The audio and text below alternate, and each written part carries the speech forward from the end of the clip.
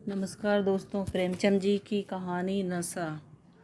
ईश्वरी एक बड़े जमींदार का लड़का था और मैं एक गरीब क्लर्क था जिसके पास मेहनत मजदूरी के सिवा और कोई जायदाद न थी। हम दोनों में परस्पर बहसें होती रहती थी। मैं जमींदार की बुराई करता, उन्हें हिंसक पशु और खून चूसने वाली जोक और वृक्षों की चोटी पर फूलने वाला बांझा कहता। वह जमींदारों का पक्ष लेता, पर स्वभावतः उसका पहलू कुछ कमज़ोर होता था क्योंकि उसके पास जमींदारों के अनुकूल कोई दलील न थी। यह कहना कि सभी मनुष्य बराबर नहीं होते, छोटे बड़े हमेशा होते रहते हैं और होते रहेंगे, लचर दलील थी। किसी मानुषीय या नैतिक नियम से इस व्यवस्था का औचित्य सिद्ध करना कठिन था। मैं इस वाद विवाद की गर्मा गर्मी में अक्सर तेज हो जाता और लगने वाली बातें कह जाता, लेकिन ईश्वरी हार कर भी मुस्कुराता रहता था। मैंने उसे कभी गर्म होते नहीं देखा। शायद इसका कारण यह था कि वह अपने पक्ष की कमजोरी समझता था। नौकरों से वह सीधे मुंह बात न करता था। अमीरों में जो एक बेदर्दी और उद्दंडता होती है, उसका उसे भी प्रचुर भाग मिला था। नौकर ने बिस्तर लगाने में जरा भी देर की, दूध ज़रूरत से ज़्यादा गर्म या ठंडा हुआ, साइकिल अच्छी तरह साफ़ नहीं हुई तो वह ऑफिस से बाहर हो जाता। सुस्ती या बदतमीजी उसे जरा भी बर्दाश्त न थी, पर दोस्तों से और विशेषकर मुझसे उसका व्यवहार सौहार्द और नम्रता से भरा होता था। शायद उसकी जगह मैं होता तो मुझ में भी वही कठोरताएं पैदा हो जाती जो उसमें थी, क्योंकि मेरा लोक प्रेम सिद्धांतों पर नहीं, निजी दशाओं पर टिका हुआ था। लेकिन वह मेरी जगह होकर भी शायद अमीर ही रहता, क्योंकि वह प्रकृति से ही विलासी और ऐश्वर्य प्रिय था। अब की दशहरे की छुट्टियों में मैंने निश्चय किया कि मैं घर न जाऊंगा। मेरे पास किराए के लिए रुपये न थे और ना मैं घर वालों को तकलीफ़ देना चाहता था। मैं जानता हूँ वे मुझे जो कुछ देते हैं वह उनकी हैसियत से बहुत ज़्यादा है। इसके साथ ही परीक्षा का भी ख्याल था। अभी कुछ कुछ पढ़ना बाकी था और घर जाकर कौन पढ़ता है। बोर्डिंग हाउस में भूत की तरह अकेले पड़े रहने को भी जीना चाहता था। लेकिन जब ईश्वरी ने मुझे अपने घर चलने का न्योता दिया तो मैं बिना आग्रह के राजी हो गया। ईश्वरी के साथ परीक्षा की तैयारी खूब हो जाएगी। वह अमीर होकर भी मेहनती और ज़हीन है, उसने इसके साथ ही कहा। लेकिन भाई, एक बात का ख्याल रखना, वहाँ अगर जमींदारों की निंदा की तो मामला बिगड़ जाएगा और मेरे घर वालों को बुरा लगेगा। वह लोग तो आसामियों पर इसी दावे से शासन करते हैं कि ईश्वर ने आसामियों को उनकी सेवा के लिए ही पैदा किया है। आसामी भी यही समझता है। अगर उसे सुझा दिया जाए कि जमींदार और आसामी में कोई लौकिक भेद नहीं है तो जमींदारी का कहीं पता ना लगे। मैंने कहा, तो क्या तुम समझते हो कि मैं वहाँ जाकर कुछ और हो जाऊँगा? हाँ, मैं तो यही समझता हूँ। तो तुम गलत समझते हो। ईश्वरी ने इसका कोई जवाब न दिया। कदाचित उसने इस मामले को मेरे विवेक पर छोड़ दिया और बहुत अच्छा किया। अगर वह अपनी बात पर अड़ता तो मैं भी जिद पकड़ लेता। सेकंड क्लास तो क्या, मैंने कभी इंटर क्लास में भी सफ़र न किया था। अब की सेकंड क्लास में सफ़र करने का सौभाग्य प्राप्त हुआ। गाड़ी तो मैं 9 बजे रात को आती थी, पर यात्रा के हर्ष में हम शाम को ही स्टेशन जा पहुँचे। कुछ देर इधर उधर सैर करने के बाद रिफ्रेशमेंट रूम में जाकर हम लोगों ने भोजन किया। मेरी वेशभूषा और रंग ढंग से पारखी खानसामों को यह पहचानने में देर न लगी कि मालिक कौन है और पिछलग्गू कौन। लेकिन ना जाने मुझे उनकी गुस्ताखी बुरी लग रही थी। पैसे ईश्वरी की जेब से गए। शायद मेरे पिता को जो वेतन मिलता है उससे ज़्यादा इन खानसामों को इनाम इकराम में मिल जाता हो। एक अठन्नी तो चलते समय ईश्वरी ने ही दी, फिर भी मैं उन सभी से उसी तत्परता और विनय की प्रतीक्षा करता था जिससे वे ईश्वरी की सेवा कर रहे थे। ईश्वरी के हुक्म पर सब के सब क्यों दौड़ते हैं, लेकिन मैं कोई चीज़ मांगता हूँ तो उतना उत्साह क्यों नहीं दिखाते। मुझे भोजन में कुछ स्वाद न मिला। वह भेद मेरे ध्यान को संपूर्ण रूप से अपनी ओर खींचे हुए था। गाड़ी आई, हम दोनों सवार हुए। खान सामों ने ईश्वरी को सलाम किया, मेरी ओर देखा भी नहीं। ईश्वरी ने कहा, कितने तमीज़दार हैं ये सब, एक हमारे नौकर हैं कि कोई काम करने का ढंग ही नहीं है। मैंने खट्टे मन से कहा, इसी तरह अगर तुम अपने नौकरों को भी 8 आने रोज़ इनाम दिया करो तो शायद इससे ज़्यादा तमीज़दार हो जाए। तो क्या तुम समझते हो यह सब केवल इनाम के लालच से इतना अदब करते हैं? जी नहीं, कदापि नहीं। तमीज़ और अदब तो इनके रक्त में मिल गया है। गाड़ी चली, डाक थी, प्रयाग से चली तो प्रतापगढ़ जाकर रुकी। एक आदमी ने हमारा कमरा खोला। मैं तुरंत चिल्ला उठा, दूसरा दर्जा है, सेकंड क्लास है। उस मुसाफिर ने डिब्बे के अंदर आकर मेरी और एक विचित्र उपेक्षा की दृष्टि से देखकर कहा, जी हाँ, सेवक भी इतना समझता है, और बीच वाले बर्थ पर बैठ गया। मुझे कितनी लज्जा आई कह नहीं सकता। भोर होते होते हम मुरादाबाद पहुँचे। स्टेशन पर कई आदमी हमारा स्वागत करने के लिए खड़े थे। 2 भद्र पुरुष थे, 5 बेगारों ने हमारा सामान उठाया। दोनों भद्र पुरुष पीछे पीछे चले। एक मुसलमान था, रियासत अली, दूसरा ब्राह्मण था, राम हरक। दोनों ने मेरी और अपरिचित नेत्रों से देखा, मानो कह रहे हैं, तुम कौवे होकर हंस के साथ कैसे? रियासत अली ने ईश्वरी से पूछा, यह बाबू साहब आपके साथ पढ़ते हैं? ईश्वरी ने जवाब दिया, हाँ, साथ पढ़ते भी हैं और साथ रहते भी हैं। यूँ कहिए कि आप ही की बदौलत मैं इलाहाबाद पड़ा हुआ हूँ, नहीं कब का लखनऊ चला गया होता। अब कि मैंने घसीट लाया। इनके घर से कई तार आ चुके थे, मगर मैंने नहीं में जवाब दिलवा दिया। आखिरी तार तो अर्जेंट था, जिसकी फीस 4 आने प्रति शब्द है, पर यहाँ से भी उसका जवाब न में ही गया। दोनों सज्जनों ने मेरी और चकित नेत्रों से देखा, आतंकित हो जाने की चेष्टा करते हुए जान पड़े। रियासत अली ने अर्धशंका के स्वर में कहा, लेकिन आप बड़े सादे लिबास में रहते हैं। ईश्वरी ने शंका निवारण की, महात्मा गांधी के भक्त हैं साहब, खद्दर के सिवा कुछ पहनते ही नहीं।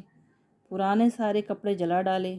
यो कहो कि राजा हैं, 2.5 लाख सालाना की रियासत है, पर अपनी मूरत देखो तो मालूम होता है अभी अनाथालय से पकड़ कर आए हैं। राम हरक बोले, अमीरों का ऐसा स्वभाव बहुत कम देखने में आता है, कोई भाप ही नहीं सकता। रियासत अली ने समर्थन किया, आपने महाराज चांगली को देखा होता तो दांतों उंगली दबाते। एक गाड़ी की मिर्जई और चमरोधे जूते पहने बाजारों में घुमा करते थे। सुनते हैं एक बार बेगार में पकड़े गए थे और उन्हीं ने 10 लाख से कॉलेज खोल दिया। मैं मन में कटा जा रहा था, पर न जाने क्या बात थी, यह सफ़ेद झूठ उस वक्त मुझे हास्यास्पद जान पड़ा। उसके प्रत्येक वाक्य के सपमानों में उस कल्पित वैभव के समीपतर आता जाता था। मैं सहज सवार नहीं हूँ। हाँ, लड़कपन में कई बार लट्ठू घोड़ों पर सवार हुआ हूँ। यहाँ देखो तो 2 कलांसरास घोड़े हमारे लिए खड़े थे। मेरी तो जान ही निकल गई। सवार तो हुआ, पर बोटियाँ काँप रही थी। मैंने चेहरे पर सिकन न पड़ने दिया। घोड़े को ईश्वरी के पीछे डाल दिया। खैरियत यह हुई कि ईश्वरी ने घोड़े को तेज ना किया, वरना शायद मैं हाथ पांव तुड़वा कर लौटता। संभव है ईश्वरी ने समझ लिया हो कि वह कितने पानी में है। ईश्वरी का घर क्या था, किला था। इमाम बाड़े का सब फाटक, द्वार पर पहरेदार टहलता हुआ, नौकरों का कोई हिसाब नहीं, एक हाथी बंधा हुआ। ईश्वरी ने अपने पिता, चाचा, ताऊ आदि सबसे मेरा परिचय कराया, और उसी अतिशयोक्ति के साथ ऐसी हवा बांधी कि कुछ न पूछिए। नौकर चाकर ही नहीं, घर के लोग भी मेरा सम्मान करने लगे। देहात के जमींदार, लाखों का मुनाफा, मगर पुलिस कांस्टेबल को भी अफसर समझने वाले कई महाशय तो मुझे हुजूर हुजूर कहने लगे। जब जरा एकांत हुआ तो मैंने ईश्वरी से कहा, तुम बड़े शैतान हो यार, मेरी मिट्टी क्यों पलीत कर रहे हो? ईश्वरी ने सदृढ़ मुस्कान के साथ कहा, इन गधों के सामने यही चाल जरूरी थी, वरना सीधे मुंह बोलते भी नहीं।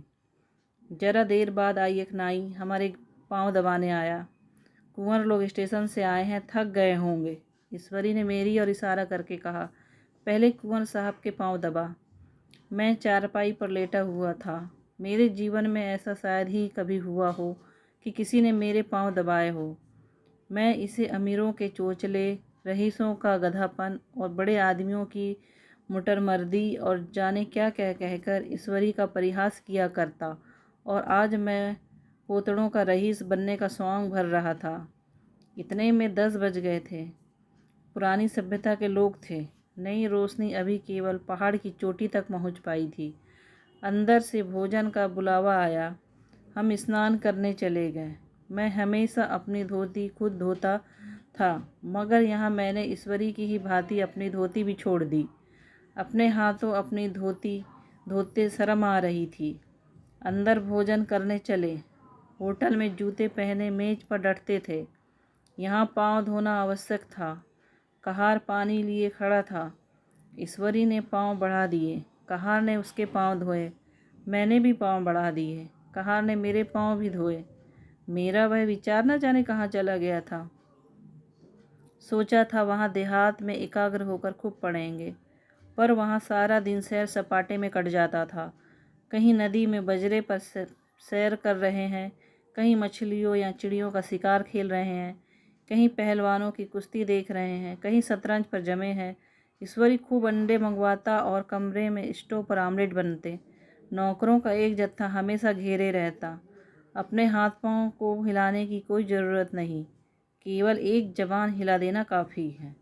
नहाने बैठे तो आदमी नहलाने को हाजिर, लेटे तो आदमी पंखा झेलने को खड़े। मैं महात्मा गांधी का कुंवर चेला मशहूर था। भीतर से बाहर तक मेरी धाक थी। नाश्ते में जरा भी देर न होने पाए, कहीं कुंवर साहब नाराज़ न हो जाए, बिछावन ठीक समय पर न लग जाए। कुंवर साहब के सोने का समय आ गया। मैं ईश्वरी से भी ज़्यादा नाजुक दिमाग बन गया था, या बनने पर मजबूर किया गया था। ईश्वरी अपने हाथ से बिस्तर बिछा ले, लेकिन कुंवर मेहमान अपने हाथों से कैसे अपना बिछावन बिछा सकते हैं? उनकी महानता में बट्टा लग जाएगा। एक दिन सचमुच यही बात हो गई। ईश्वरी घर में थे। शायद अपनी माता से कुछ बातचीत करने में देर हो गई। यहाँ 10 बज गए। मेरी आंखें नींद से झपक रही थी, मगर बिस्तर कैसे लगाऊं? कुंवर तो ठहरा। कोई 11:30 बजे मेहरा आया। बड़ा मुँह लगा नौकर था। घर के कंधों में मेरा बिस्तर लगाने की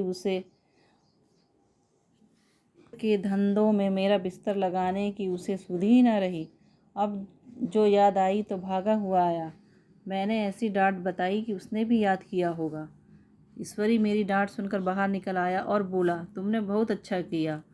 यह सब हरामखोर इसी व्यवहार के योग्य हैं। इसी तरह ईश्वरी एक दिन एक जगह दावत में गया हुआ था। शाम हो गई, पर लैंप न जला। लैंप मेज पर रखा हुआ था। दिया सलाई भी वहीं थी, लेकिन ईश्वरी खुद कभी लैंप नहीं जलाता।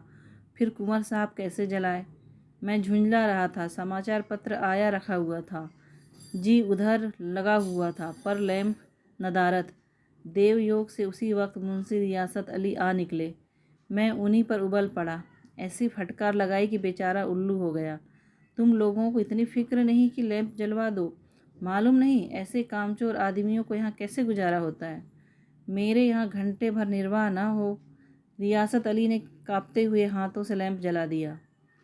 वहाँ एक ठाकुर अक्सर आया करता था। कुछ मनचला आदमी था, महात्मा गांधी का परम भक्त। मुझे महात्मा जी का चेला समझकर मेरा बड़ा लिहाज करता था, पर मुझसे कुछ पूछते तो गांधी बाबा के चेले हैं ना, लोग कहते हैं वहाँ यहाँ स्वराज हो जाएगा तो जमींदार ना रहेंगे। मैंने शान जमाई, जमींदारों के रहने की ज़रूरत ही क्या है? यह लोग गरीबों का खून चूसने के सिवा और क्या करते हैं? ठाकुर ने फिर पूछा, तो क्यों सरकार, सब जमींदारों की ज़मीन छीन ली जाएगी? मैंने कहा, बहुत से लोग खुशी से दे देंगे, जो लोग खुशी से ना देंगे उनकी ज़मीन छीननी ही पड़ेगी।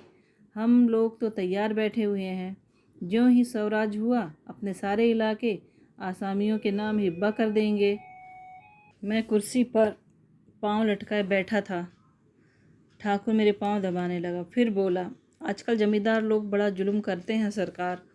हमें भी हुजूर अपने इलाके में थोड़ी सी ज़मीन दे दो, चलकर वहीं आपकी सेवा में रहें। मैंने कहा, अभी तो मेरा कोई अख्तियार नहीं है भाई, लेकिन जो ही अख्तियार मिला मैं सबसे पहले तुम्हें बुलाऊंगा। तुम्हें मोटर ड्राइवरी सिखाकर अपना ड्राइवर बना लूँगा। सुना, उस दिन ठाकुर ने खूब भांग पी और अपनी स्त्री को खूब पीटा और गांव के महाजन से लड़ने पर तैयार हो गया। छुट्टी इस तरह तमाम हुई। हम फिर प्रयाग चले। गांव के बहुत से लोग हम लोगों को पहुंचाने आए। ठाकुर तो हमारे साथ स्टेशन तक आया। मैंने भी अपना पार्ट खूब सफाई से खेला। अपनी कुबेरोचित विनय और देवत्व की मोहर हर एक हृदय पर लगा दी। जी तो चाहता था हर एक को अच्छा इनाम दूं, लेकिन यह सामर्थ्य कहाँ थी। वापसी टिकट था ही, केवल गाड़ी में बैठना था, पर गाड़ी आई तो ठसाठस भरी हुई। दुर्गा पूजा की छुट्टियां भोग कर सभी लोग लौट रहे थे। सेकंड क्लास में तिल रखने की जगह नहीं। इंटर क्लास की हालत उससे भी बदतर। यह आखिरी गाड़ी थी, किसी तरह रुक न सकते थे। बड़ी मुश्किल से तीसरे दर्जे में जगह मिली। हमारे ऐश्वर्य ने कहा, अपना रंग जमा लिया, मगर मुझे उसमें बैठना बुरा लग रहा था। आए थे आराम से लेटे लेटे और जा रहे थे सिकुड़े हुए। पहलू बदलने की भी जगह न थी। कई आदमी पढ़े लिखे भी थे, आपस में अंग्रेजी राज्य की तारीफ करते जा रहे थे। एक महाशय बोले, ऐसा न्याय तो किसी राज्य में नहीं देखा। छोटे बड़े सब बराबर। राजा भी किसी पर अन्याय करे तो अदालत उसकी भी गर्दन दबा देती है। दूसरे सज्जन ने समर्थन किया, अरे साहब, आप खुद बादशाह पर दावा कर सकते हैं, अदालत में बादशाह पर डिग्री हो जाती है। एक आदमी जिसकी पीठ पर बड़ा सा गट्ठर बंधा था, कलकत्ता जा रहा था। कहीं गठरी रखने की जगह न मिलती थी, पीठ पर बांधे हुए था। इससे बेचैन होकर बार बार द्वार पर खड़ा हो जाता। मैं द्वार के पास ही बैठा हुआ था। उसका बार बार आकर मेरे मुंह को अपनी गठरी से रगड़ना मुझे बहुत बुरा लग रहा था। एक तो हवा यूं ही कम थी, उससे उस गंवार का आकार मेरे मुंह पर खड़ा हो जाना मानो मेरा गला दबाना था। मैं कुछ देर जब्त किए बैठा रहा। एकाएक मुझे क्रोध आ गया। मैंने उसे पकड़कर ढकेल दिया और 2 तमाचे जोर जोर से लगाए। उसने आंखें निकाल कर कहा, क्यों मारते हो बाबूजी, हमने भी किराया दिया है। मैंने उठकर 2-3 तमाचे और जड़ दिए। गाड़ी में तूफान आ गया। चारों ओर से मुझ पर बौछारें पड़ने लगी। अगर इतने नाजुक मिजाज हो तो अव्वल दर्जे में क्यों नहीं बैठे। कोई बड़ा आदमी होगा तो अपने घर का होगा, मुझे इस तरह मारते तो दिखा देता। क्या कसूर किया था बेचारे ने। गाड़ी में सांस लेने की जगह नहीं, खिड़की पर जरा सांस लेने खड़ा हो गया तो उस पर इतना क्रोध। अमीर होकर के आदमी अपनी इंसानियत बिल्कुल खो देता है। यह भी अंग्रेजी राज है जिसका आप बखान कर रहे थे। एक ग्रामीण बोला, दफ्तरन माँ घुसन तो पावत नहीं, उस पर इतना मिजाज। ईश्वरी ने अंग्रेजी में कहा, what an आइडियोट you are sir. और मेरा नशा कुछ कुछ उतरता हुआ मालूम होता था। कहानी सुनने के लिए आप सबका धन्यवाद।